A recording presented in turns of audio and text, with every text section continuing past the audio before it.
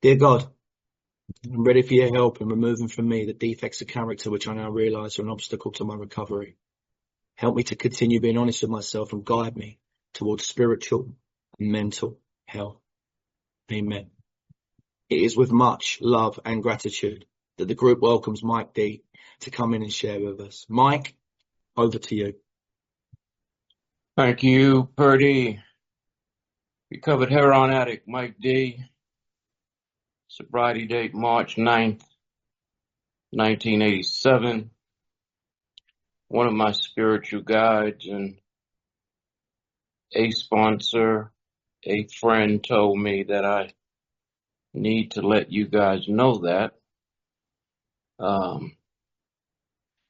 He said, wherever you go, whatever you do, whomever you speak to, you'll probably have a doubting Thomas in the room. Meaning they will doubt what we do. Or they'll be hanging on by a thread because they're not willing to totally surrender. As a result of the work that we do in the Big Book of Alcoholics Anonymous, it got me in touch with accessing and cultivating a relationship with the God of my own understanding that has turned my life into something that's unbelievable. And I am truly blessed, as I hope you feel you are. Thank you, Purdy, for asking me out again. Thank you for the timer up in the left-hand corner. Greetings to all of you. Good afternoon, good evening, I don't know if it's morning for any of you. But I know it's afternoon for some, for those here in the States, and then for those over in the UK and wherever you might be. Greetings from the Fellowship of Cocaine Anonymous. Cocaine Anonymous is my home fellowship. I don't flip-flop between AA and NA and CA and SA and GA. I have a home fellowship that has given me everything I need in these 30 years of being separated from heroin. So it's good to be here. Step 6 and 7, as you know in the book, are the short steps people think, but they're gigantic steps in enlarging your recovery and enlarging your life and the recreation process to who God would have you be. 6 and 7 reads,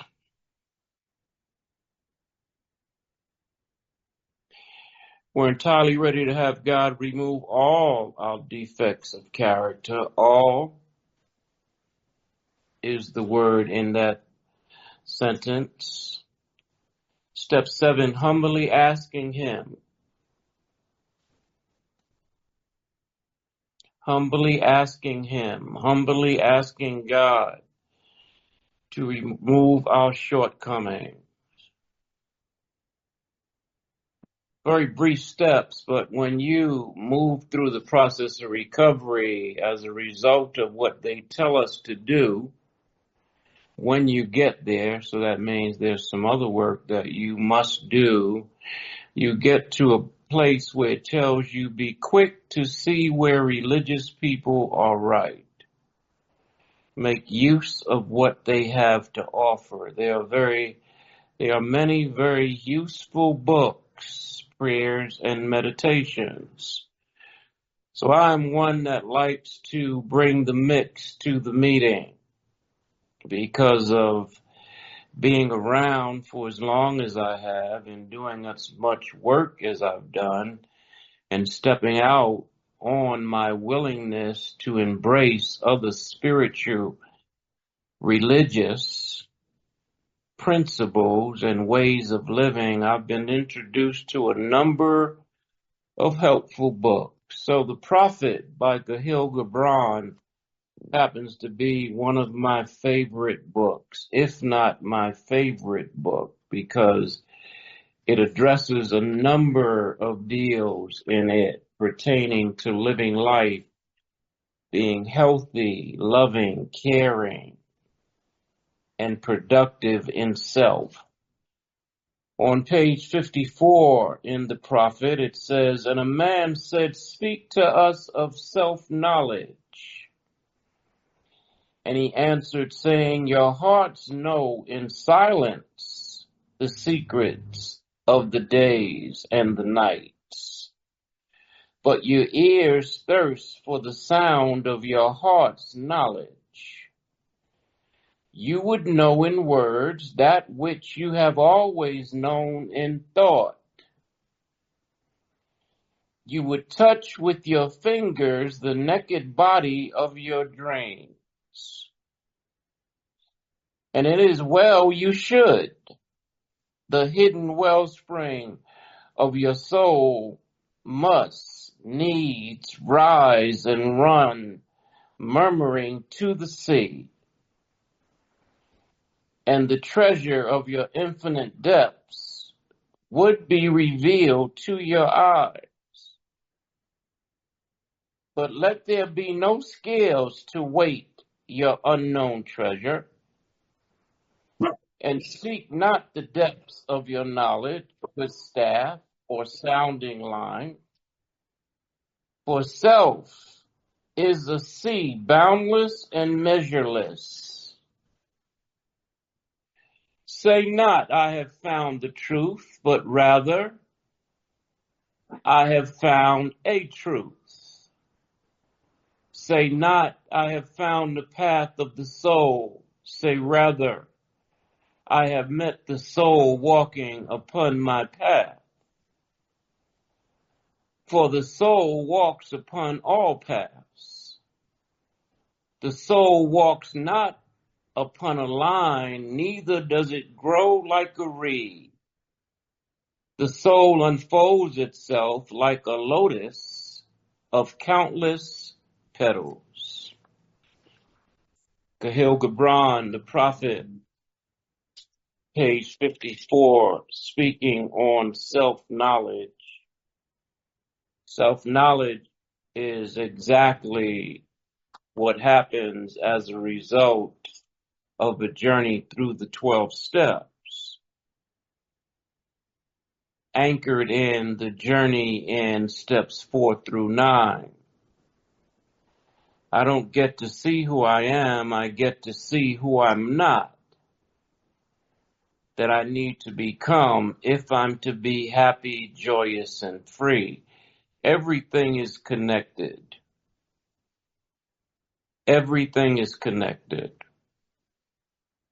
So I look to the heavens to find me through the 12-step process. What's pulled out of me are those things, oftentimes, that have been a part of my life and a way of life for a very, very long time. I've lived in them, I've slept in them, I've walked in them, I've done all manner of things in them, anchored in my thinking, which comes from my domestication in a very young age. I moved from a spiritual essence in my being in the very beginning to a human essence, coupled with my spiritual. And unfortunately, the majority of us, we bend towards the human. We take on the mannerisms and the ways of living life that are passed on to us very young in our lives by our parents, by our schools, by our churches, by our governments, by our playmates, by our siblings. And they become the norm in living life, even if they are anchored in what's left and not what's right. And as a result of my journey, which I'll talk about now, I became anchored in what was left and not right, which damn near killed me. Defects, aspects of character, shortcomings, all anchored in ideals and ways of living life that were passed down to me very young in my life. I was a student of a spiritual way of life the first 10 years of my life. The seeds that we now plant in others are the same seeds that they plant in a lot of other religious and spiritual edifices, which are key to an individual having a successful, loving, kind, patient life. I took that on very young in my life. Didn't like that anchoring that my mother, grandmother, and godmother gave me those first 10 years of my life. I was raised by 3 women. Some of you have heard my story before. Youngest of 5 brothers. 9 years between my brother next to me, living in a household without a father, being raised by 3 spiritual women that imposed spiritual principles into my life, tried to indoctrinate me with them. And to a degree they did, because even though they didn't hold, they planted seeds. And those seeds took root, even though I made a conscious decision to stagnate their growth because I went another way. Also aligned with that way of living that was passed on to me was a concrete and pavement way of living. It's what I like to call it, because New York City is concrete, pavement, skyriser. I often bring the similarity of ghettos here in Los Angeles. They have areas that they call ghettos. And to me, they're not ghettos. Because where I grew up in New York, Harlem, New York, it was pure ghetto. Thousands of people on one block in high-rise tenements, 5, 6 stories high, with hundreds of people living in one building. Out of that came a necessity to survive. I was a survivor until I got to a place in the work and being recreated where Spirit said, you're not a survivor anymore, you're living life. And you're living life because I got you. But up until that point, I was a survivor. Somebody on this meeting, you're just like me. Then somebody on this meeting, what I'm talking is going to be foreign to you. But I'm going to ask that you identify in the similarities as far as the book and the disease is concerned, so that you can get an anchor in what we do here. Do I need to do it, or do I need to let it do me? One of my favorite deals is you cannot work the steps. If you're beyond human aid, which our textbook tells us, which everyone is not, they're talking in particular to the real alcoholic and the real addict. If you are in that class, in that club, the club in the club, there's nothing you can do to save your ass. Nothing. And people think that. People think because they hunker down and they move through the 12 steps and they face to be rid of in step 4 and fit themselves to be of maximum service in step 9, that they have accomplished something. The accomplishments are not mine. The praise and the glory of completing all 12 steps or moving through them is not mine. I attended a marathon this weekend. We have, and I don't know if you guys have them over there. A marathon is continuous meetings back to back for like 12 hours, sometimes 3 days. And cut a long story short, the theme of the marathon was an altruistic movement. And the book talks about this being an altruistic movement. That means selfless, and I do this for the benefit of others. And I sat through that marathon all through the weekend, and very few people touched on that. The theme, altruistic, selfless. And by the time I shared in the last slot, it was a marathon where there were 4 or 5 people sharing 15 minutes apiece, and something like that in 2 hours. I closed it out, and by that time I had had enough, because nobody talked about what the theme of the marathon was about. That it's not about me. This work that I do and this work that I allow to do me is only in purpose to help you. That's it. It's not about what I'm going to get from it. It's not about where it's going to take me. It's not about the recreation that will happen in my life, because all that's up to God. I just let God have his way with me. But I first need to know, because he wants me to know, what it is that I need to turn over to him. Turn my life and my will over to the care of God. What am I giving him? It's all those little pieces that have flared up and smacked me upside the head as a result of doing the work through step 5.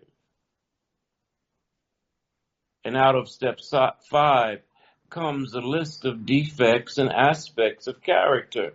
Aspects of character being morals, values, way of living life that I've lived forever and still do, that don't work anymore. And they don't work anymore because they end up in my inventory. Aspect of character such as men are superior to women.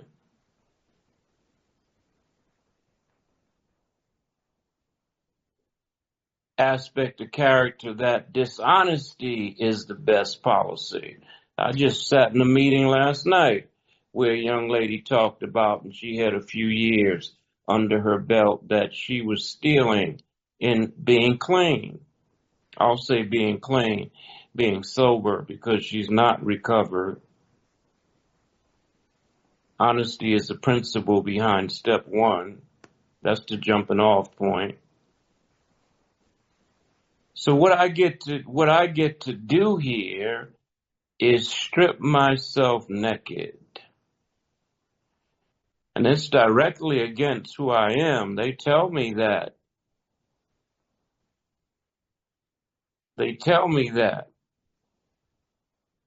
There is a solution. No one likes thee. We don't like that because we still have a lot of stuff that serves us. And until it doesn't serve us anymore, we're not going to stop doing it. We're hard nuts to crack.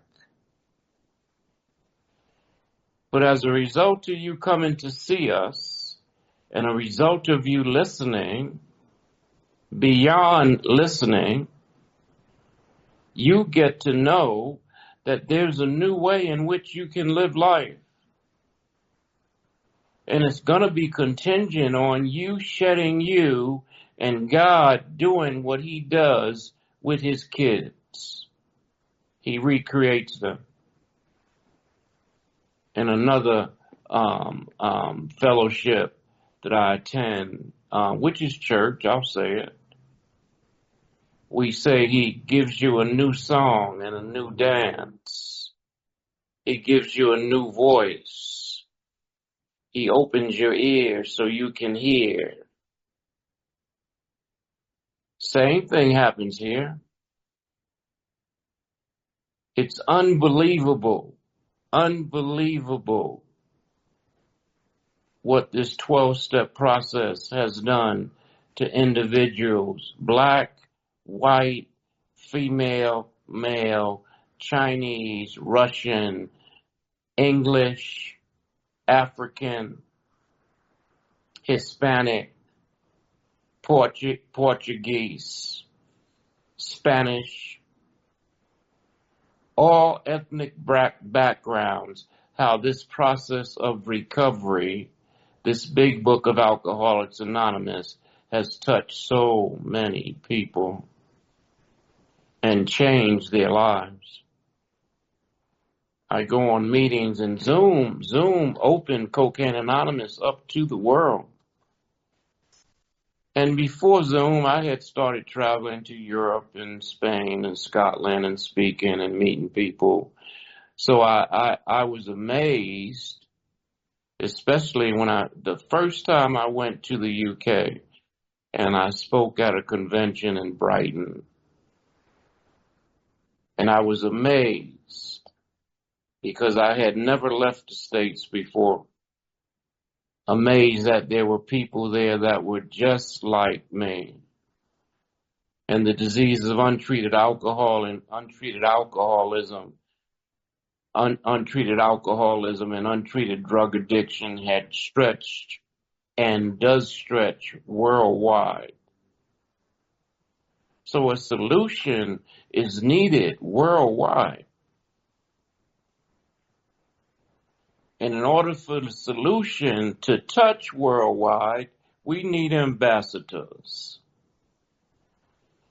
We need ambassadors that stand for the process of recovery, stand in the process of recovery, and have done the work and completed the work.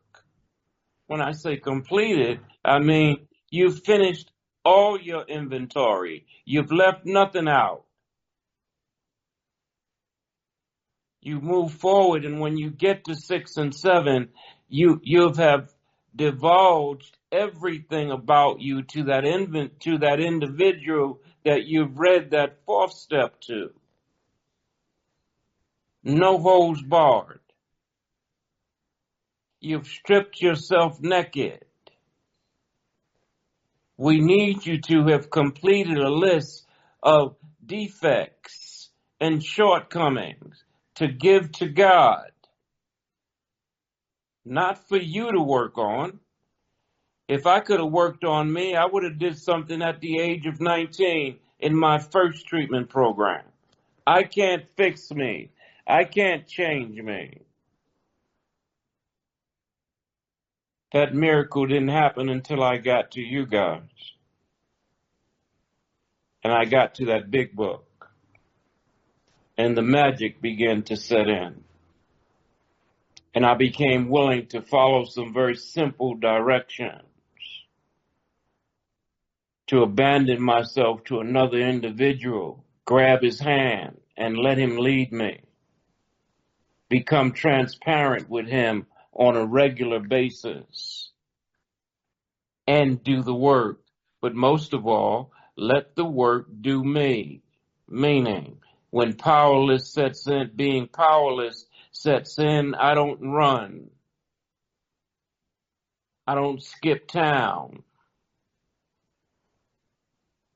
I stay the course. I toe the line. I dig deeper. What is this really about? Why am I feeling this way? Because the majority of the time, what I'm looking at is not what I'm looking at. There's something beyond that God is trying to show me. And I say trying because a lot of times we're not open to that sixth sense sight, God consciousness. It begins to happen way before step 10. Step 10 talks about it, but God begins to open our eyes way before that. And I become willing. Well, you become willing, but do you stay willing? That's the key. Do you stay willing? Do you peter out in step 4? I can't write because it hurts too much. Or have you ever done a step 4? Thorough.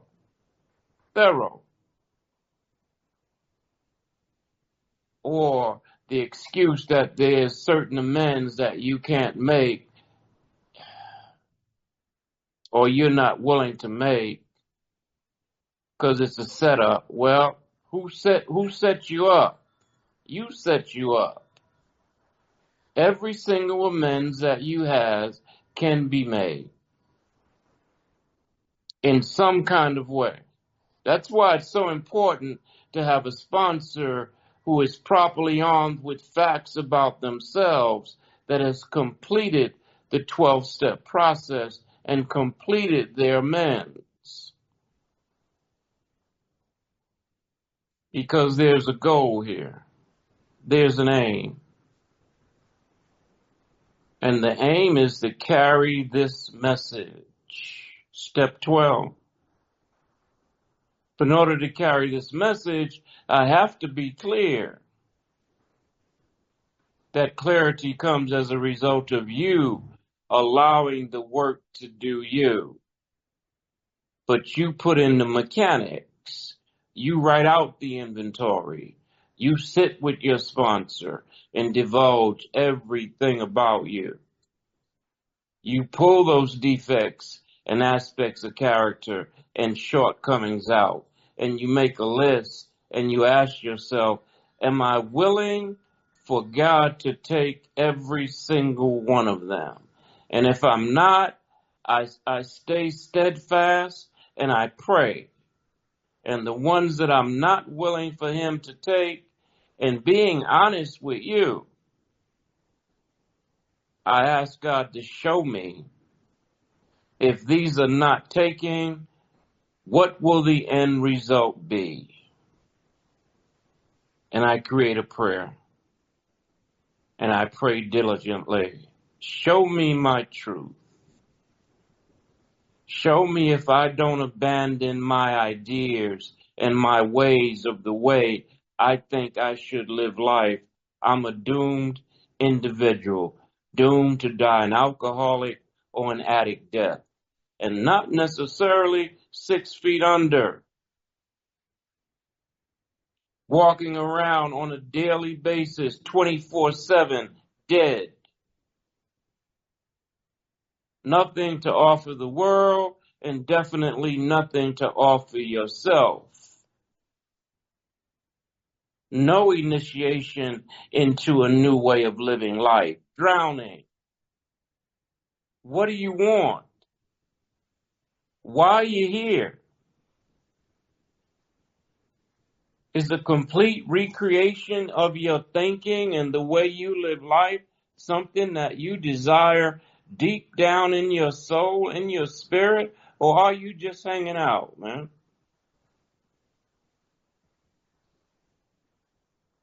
Okay, so here we go. The 12 steps are a setup, y'all. It's a setup. You're being set up. You're being set up to, do you really want to live life differently, or are you just BSing? You're just hanging out because this is a lovely thing to do.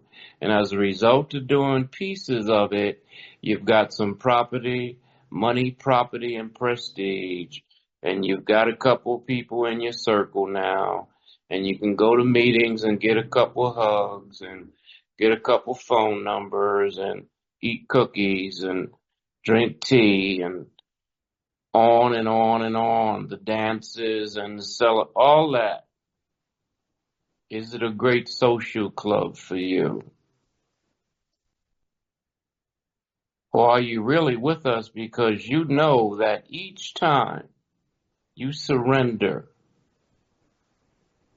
and the surrender is to a 12-step process, you know that as a result of that piece of work doing you, that 12-step piece of work, 12 steps, not 1 through 9 and doing the 10, 11, 12 dance for the rest of your life, 1 through 12 on a regular basis, God is going to shoot you to another chapter in your being, in your living, not existing, living. And in that living, you will be embracing life and loving life and doing what they've employed us to do. Love your neighbor as yourself. Do unto others as you would have others do unto you. Honesty is the best policy. Patience is virtue. I could go on and on and on about the quality of life that develops as a result of abandoning myself to God. Not the meeting, not your sponsor, not to service, but to God. Do you have a God that you truly trust in? Do you have a God that you will, no matter what, in the moment when the stakes are down, you turn immediately to that power because you know if you do that, it will work for you. May not be in your time and may not be in the way that you want it to be or you feel you need it to be, but you have an instinctive feeling and knowingness that God will show up. And the journey is continuous. You do the work. You get to live in the land of milk and honey. Steps 10, 11, and 12. But unfortunately, or fortunately, how about fortunately, I get an awakening. And that awakening is me. And that's those parts of me that were not revealed in that last piece of work. So I need to go back through again. God is patient with us, and he don't give us all of us at one time. If he gave us all of us at one time, he'd probably kill us. So he does what he does in pieces. And I look up, and I got 38 years where me and Heron have not hung out on a daily basis. That's the least of my blessings. I had a love affair with Heron. My God. 38 years. I've lived far beyond the age that I knew would be my demise of 41, 42 years old, like my brother who died from an overdose at 41 years old. I was going to be dead at 42. I'm here far beyond that. I look up and I see the grace of God that I don't treat you the way I used to treat you. That love truly has become a part of my life, and it's become a part of my life because I had to first learn how to love me. And that 12-step process and completing those steps and turning my life and my will over to the care of God began the process of me learning how to love me. And then it spread abroad. I could love others. I could love the meeting. I could love then it grew. But the seed had to first be planted in me. So I do the work. Still.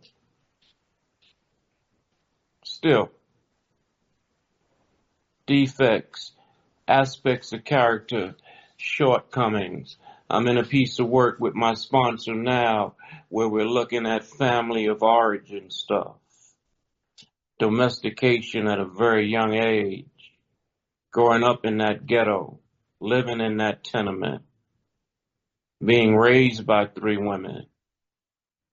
What was passed on to me by then that had major impact in my life, not having a father in the home, having 4 older brothers, but they were gone living their own lives, then having their own personalities and ways of living life, which I took a little piece from each one of them to form me, never having a true understanding of who am I.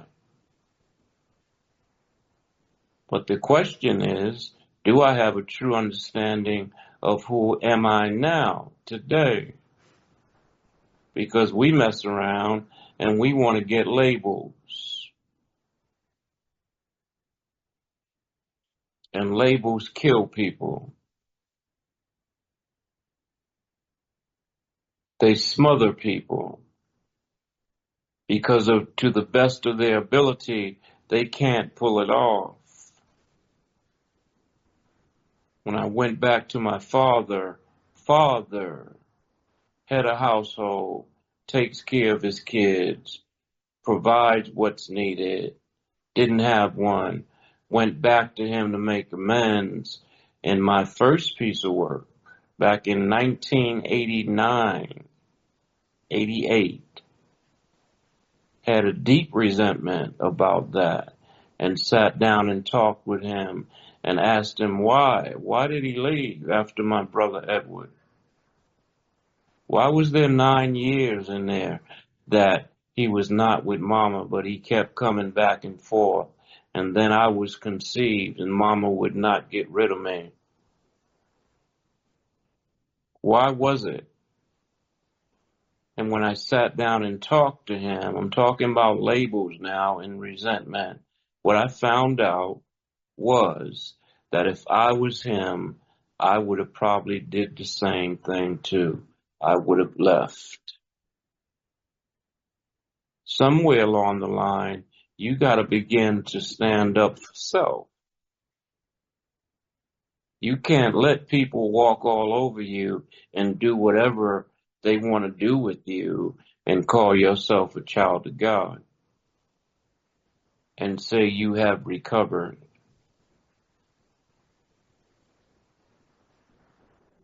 And say you're in this deal for real. You get some balls and you get a backbone. And that's what happened with him. And as a result of that amends, I was able to set him free and I was able to get free. This is about freedom. So this is a process here. It's a way of living that needs to be nurtured on a daily basis. That's why the steps continue to take you back to the previous step. When you get to 10, 11, and 12, it's only a review of 1 through 9. And it's about successful consummation of every single step. There's not been a piece of work that I've been in these 38 years where I have not completed amends. Or I have not completed writing inventory. That's not to make me anybody, or a big I am, or a big shot. I finally became convinced that my life run on self-will, I was a dead man. And that came as a result of my first piece of work and my first set of amends. When God danced in between the raindrops in that first set of amends. and showed me that he truly was, and he was capable of doing anything, and that the recreation of my life was number one priority to him if I would just do the work. And I did that.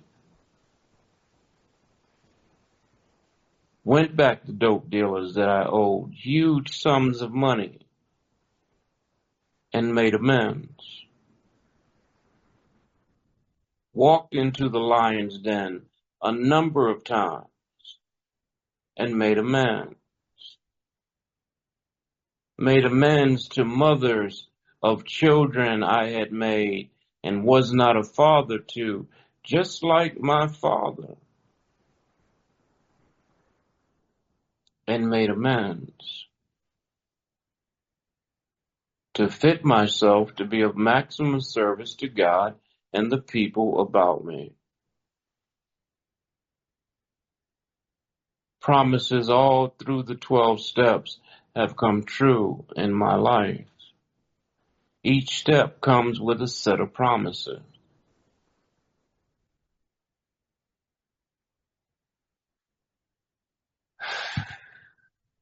So what do you say? Are you going to let go and let God have his way with you? That's all this is about. This is about finally getting to a place where you see, setting the stage and being the director, your life run on your will, those defects and those shortcomings. Something's got to happen, man. They give us the consequences, jails, institutions, and death. I keep it very simple. You know, we get a lot of speakers in the fellowships, man, that intellectualize and complicate it, and it's a very simple process. It's become a part of my way of living to keep it as simple as possible. I don't add columns to the fourth step and so many other things that people do. I don't do it. I give it away the way it was given to me from the very beginning. The way it was passed down from Don Pritz to Joe Hawk to Brother Alton to me. And guess what? It works, man. My God. I was talking to a buddy of mine this morning, and he said, did you ever think your life would be where it's at now as a result of getting into the fellowship and doing the work? And I said, no, we've both been clean 38 years. He said, yeah, I know. He's in a marriage where he's been a husband. And we come from a lifestyle that when the going gets tough, we get going. And his wife has had major physical setbacks in the last 3 years, and he's stuck. Sometimes screaming and clawing, but he's stuck. He'd call and say, Mike, I've had it, I gotta go. I said, but who else does she have? You made a commitment between you and God, not you and her, when you married her. It was for better or for worse, for good or for bad, for richer or for poorer. You told God you would stand in the gap for her. I told him today, I'm quite proud of you, my friend. He's one of my best friends. We talk about everything. We've grown up in recovery today. I said to him, I'm quite proud of you, man, and I love you. Because you stand for something or you'll fall for anything. And he stood up. So I hope something has been transmitted this afternoon to somebody to let you know that this is not a sometimey wishy-washy deal. This is about some stuff that I'm going to have to do for the rest of my life. I don't know about you, but I'm here for the long haul. I'm here for the long haul. Saw a young man on here, but I've been knowing for a very long time. Hunter is down in Atlanta, and me and Hunter, we hung out at 185 up in Pasadena when 185 was just getting started. And I saw his name when I came on. That's about what this is about. This is about being vigilant.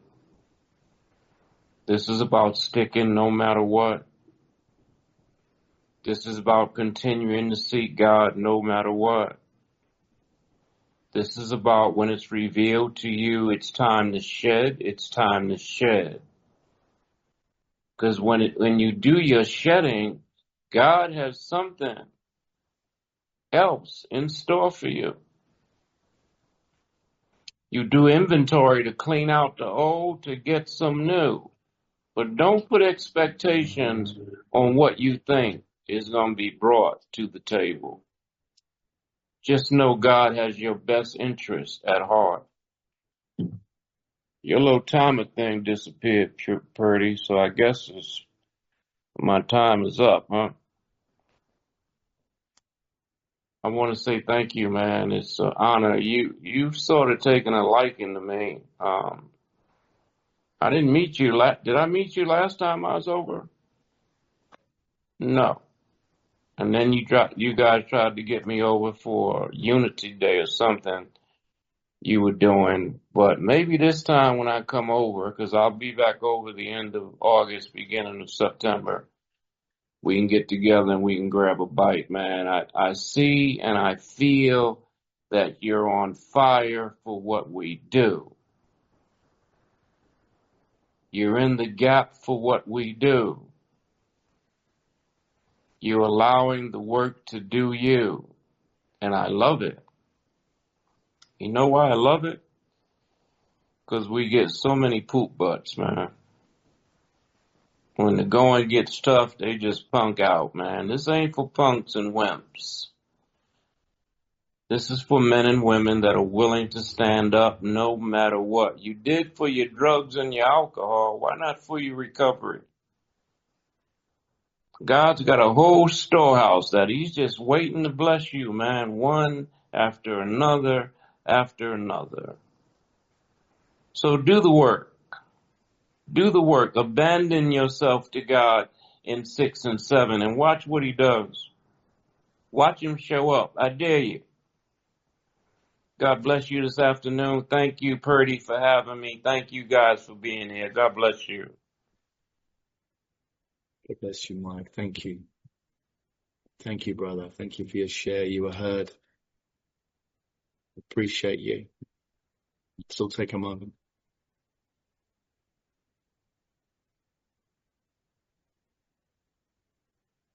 Creator, I'm now willing that you should have all of me, good and bad. I pray that you now remove from me every single defect of character which stands in the way of my usefulness to you and my fellows. Grant me strength as I go out from here to do your bidding. Amen. I'd like to now hand back to Mike to please take us out with a prayer or a reading of your choice. Thanks, Mike. Thank you, Purdy. It's been a pleasure as usual. Looked at the chat and I saw we have new friends with us who just days in recovery. We got a saying in Cocaine Anonymous, keep coming back, but I'm going to tell you to stay. Don't go nowhere. Get a sponsor that has a working knowledge of the Big Book of Alcoholics Anonymous, that's properly armed with facts about themselves. If you do no more than find out, do you need to be here with us by allowing step 1 to work you? That's the first 4 chapters. Have somebody guide you through the first 4 chapters. of the Big Book of Alcoholics Anonymous. Find out if you're a real alcoholic or a real addict. And then if you are, jump in with both feet and both hands and get busy. I'm sure that wherever you're at and the fellowship is there, there's a number of people that will gather around you and love you and support you. So I want to say welcome to Cocaine Anonymous and God bless you. I'm going to put my number in the chat after I read this, and anybody that wishes to reach out to me, please feel free to do that. I'm still in The Prophet by Gahil Gibran. I'm on page 11, and this is one of my favorite pieces in The Prophet. It reads, "And then Amrita, then said Amrita, speak to us of love. And he raised his head and looked upon the people, and there fell a stillness upon them. And with a great voice he said, when love beckons to you, follow him. Though his ways are hard and steep, and when its wings enfold you, yield to him. Though the sword hidden among his pinions may wound you, and when he speaks to you, believe in him. Though his voice may shatter your dreams as the north wind lays waste the garden. For even as love crowns you, so shall he crucify you. Even as he is for your growth, he is for your pruning. Even as he ascends to your height and caresses your tenderest branches that quiver in the sun, so shall he descend to your roots and shake them in their clinging to the earth. All these things shall love do unto you, that you may know the secrets of your heart, and in that knowledge become a fragment of life's heart." After a moment of silence for the addict and the alcoholic that still suffers in and out of our rooms, join me in the serenity prayer. God, grant me the serenity to accept the things I cannot change, the courage to change the things I can, and the wisdom to know the difference. Amen.